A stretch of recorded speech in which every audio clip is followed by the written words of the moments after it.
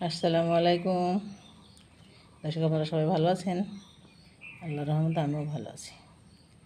সোনামণি kitchen থেকে সবাইকে স্বাগতম। দুপুরের মেনু: শসা কাটা, ঢেঁড়স ভাজা, ডিম মিষ্টি কুমড়োর ফুলের বড়া, ডাঁটা আলু, পটল দিয়ে তরকারি, ছাগলের মাংস।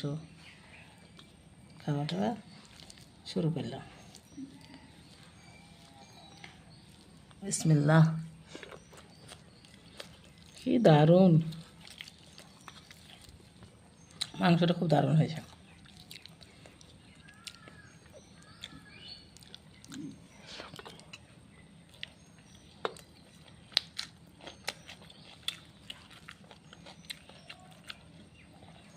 আপনারা খেয়েছেন বন্ধু দর্শকরা? না খাইলে খেয়ে নিলাম, খেয়ে নিন। বিদায় নিলাম। আল্লাহ হাফেজ।